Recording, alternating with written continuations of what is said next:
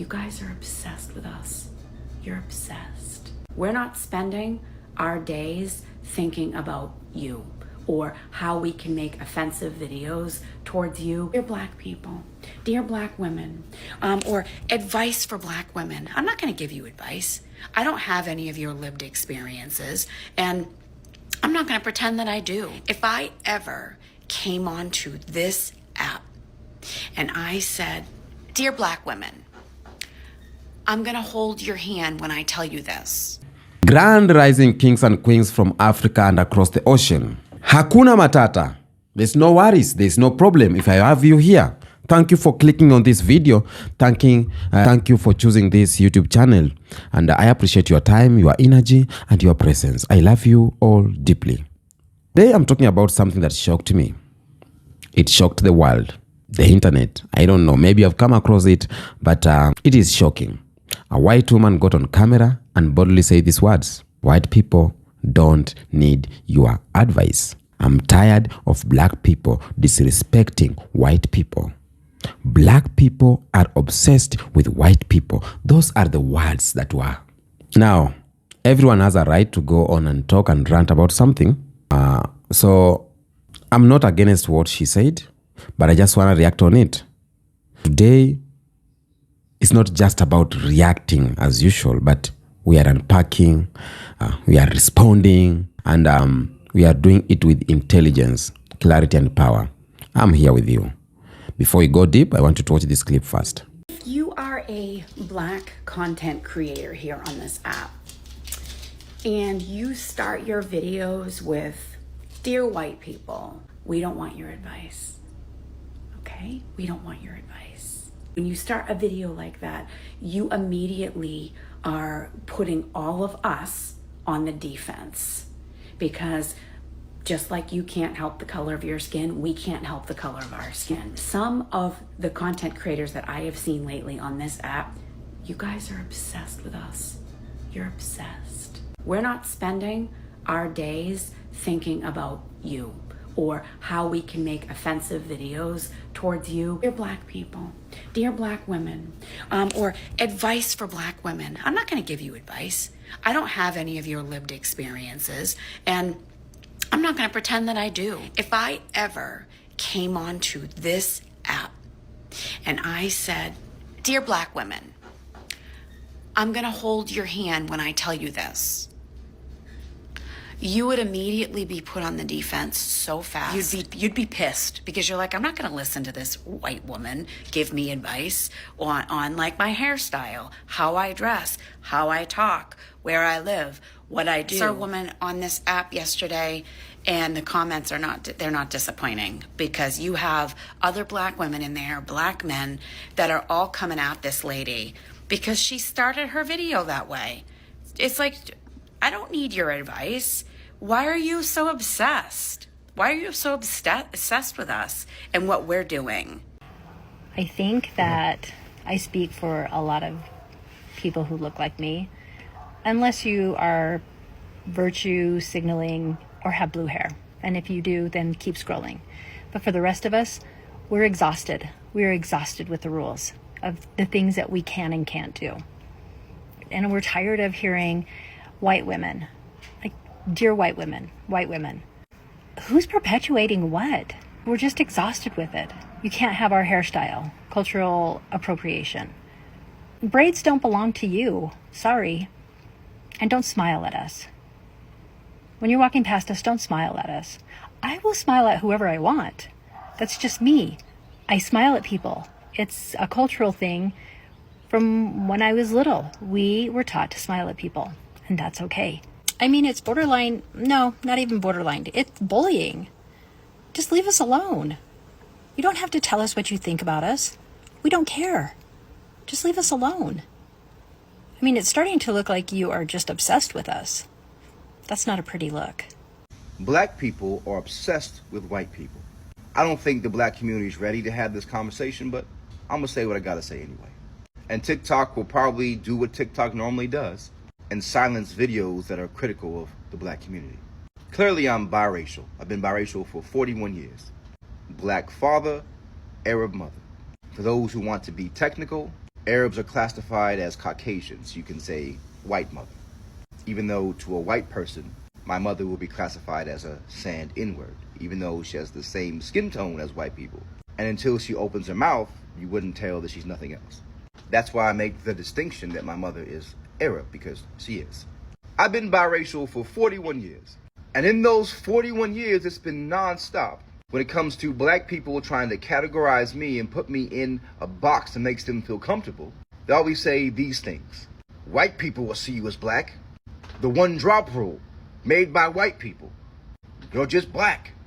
White cops will see you as black. Their whole concept of race and how I should identify as a biracial person is based around how they think white people think. It seems that everything black people in America do, they base it around how white people think. They think more about white people than they do about black people. I could be talking about a book I wrote, or a movie I watched, or the weather outside.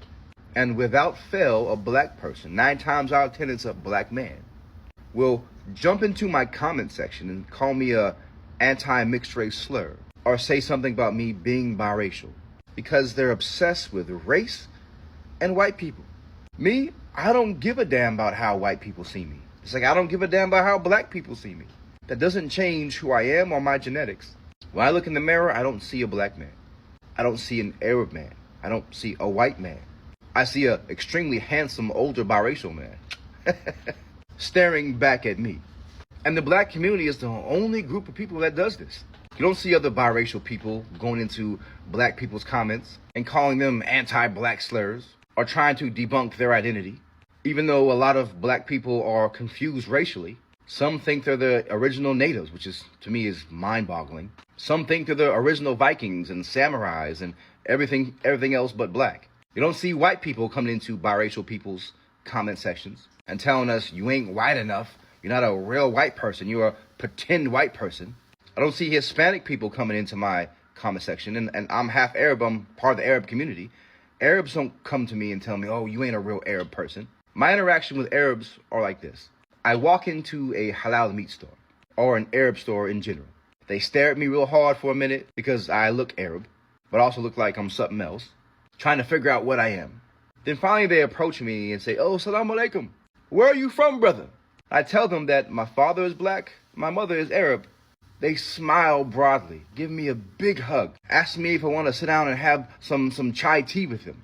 Then ask me if I speak Arabic. Ask me if I've been to my mother's country. It's a whole different vibe, a whole different feeling of being accepted once they know I'm half of them. With the black community, it's just, you ain't black enough. Oh, that's your Arab side or your white side doing that. Or they say, like Dr. Umar has said, that we're a virus created by the white man to destroy the black community, when 9 times out of 10, it's black men creating us, not white men. Stop obsessing over race. Stop obsessing over white people and biracial people, and just live your lives. I'm proud to be half black. I'm proud to come from that struggle and that strength. I'm also proud to be half Arab. I'm proud to come from that amazing Arab culture. That's why I claim both.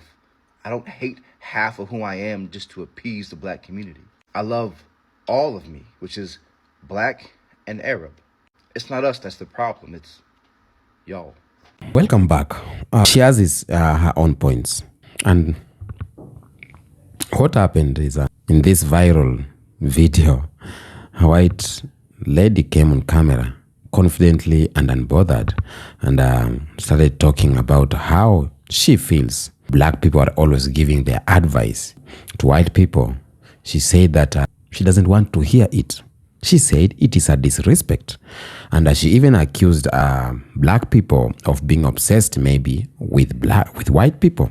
And I get her point. I definitely get her point. Now, we have had a turn like this before, and it's not new. What is new is how bold it's becoming. What is new is how bold she was. It shows something bigger happening in society. Oh yes.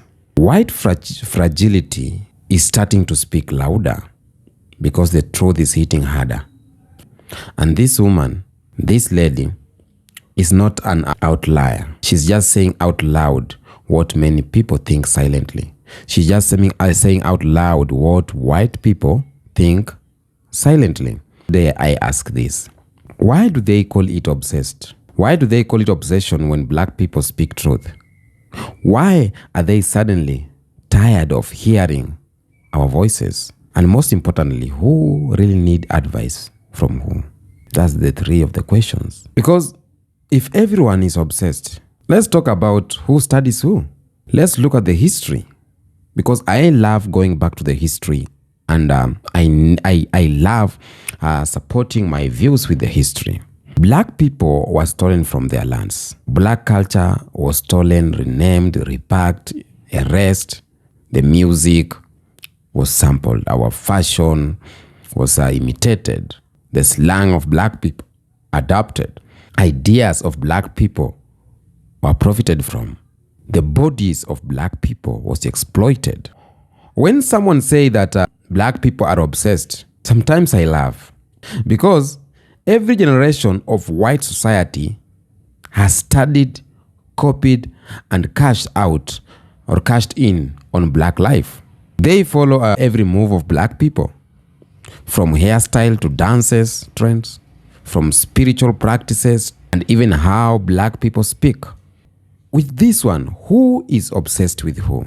When black people talk about white power structure, that's not obsession. We or black FBAs or black Americans, they are trying to survive, trying to heal, trying to deconstruct the very system that tried to erase black people. I want to make something clear. She said that tired of black people. She is tired of black people giving advice. But what is she really tired of? What? She's tired of being uncomfortable. She's tired of being called out. She's tired of accountability. See, every time black people speak up about inequality, white privilege, cultural appropriation, or systematic oppression, it disrupts their comfort. That's what I know. And instead of sitting in that discomfort and growing from it, some people choose to lash out. They call it disrespect. They call it black fatigue. You know, because when reality, that one is just the truth of what's going on. We cannot cease to talk about what's going on because it's just our mode or black people's mode of survival. And being honest is that what many white people want is silence. Yes, what many white system wants is silence from the black people. They want the days when black people couldn't talk. They want it back, the days when black people could not vote. They want the days when black people could not resist. But those days are gone. And we ain't going back to those days. Black people are not disrespectful. Black people are being real. I know that's what a lot of people are tired of. Even some black folks who are the allies of the white system, they are tired of that. They are tired of some black people keep on talking about these issues.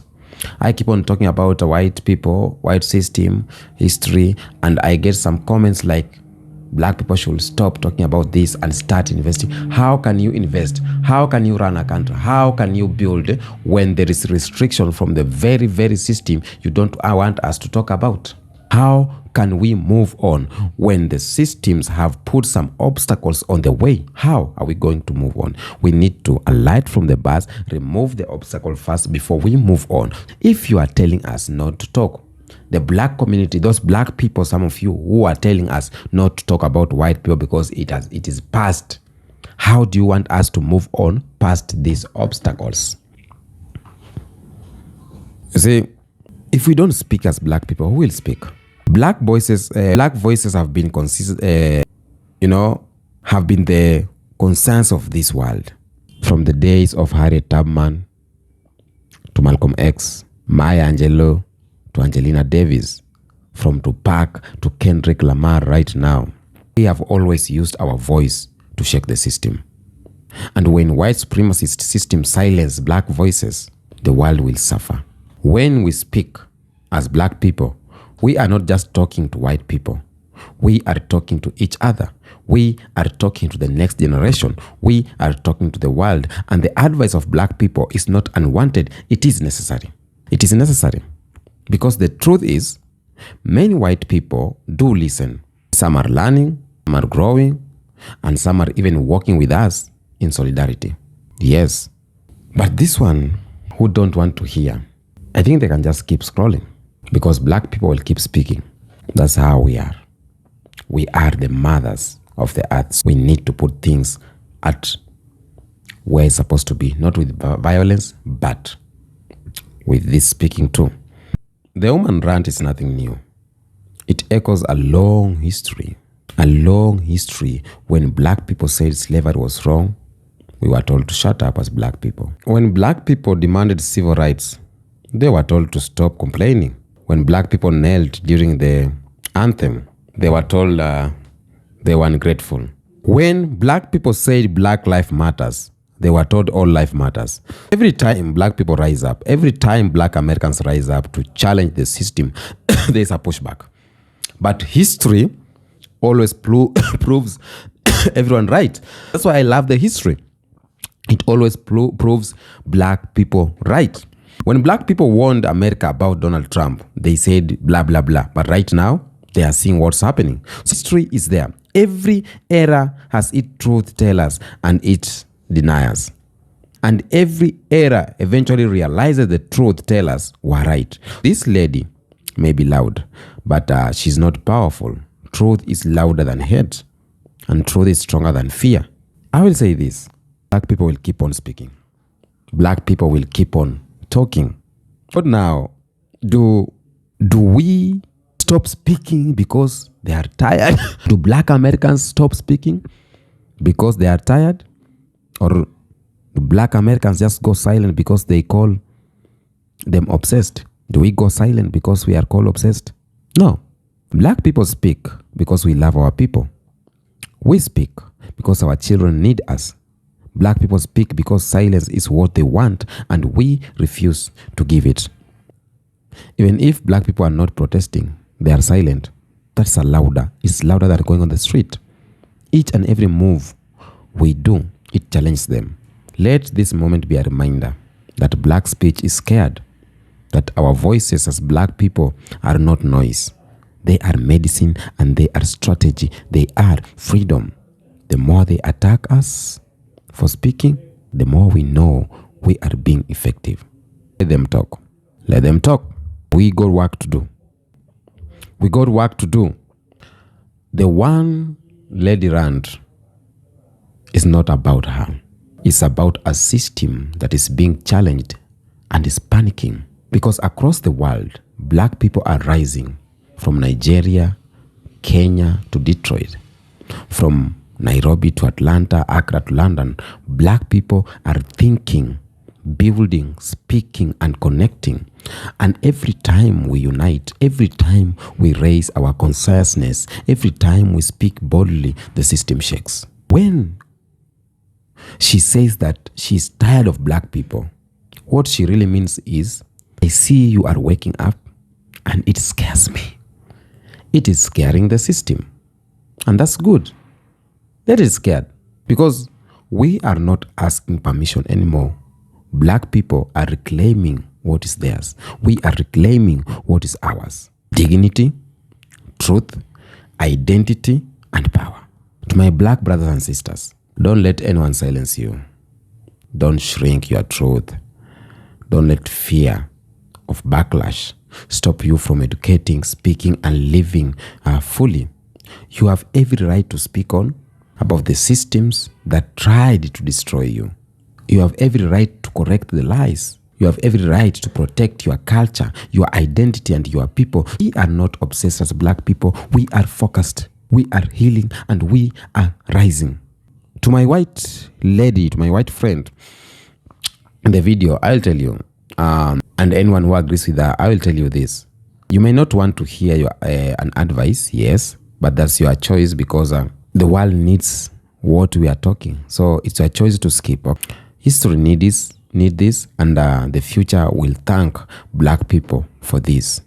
Okay? To my audience, I love you so much. Thank you for being here, for listening, and for walking with me on this journey. Keep learning, keep questioning, and never let your voice be silenced. We are powerful. Yes, we are. We are brilliant. And if you're against what I've just said, tell me in the comment section. I appreciate each and every comment, but be respectful on the comment because YouTube is watching. Just let us have the courtesy when we write words. In next episode, peace, love, and power to my all kings and queens from Africa and across the ocean.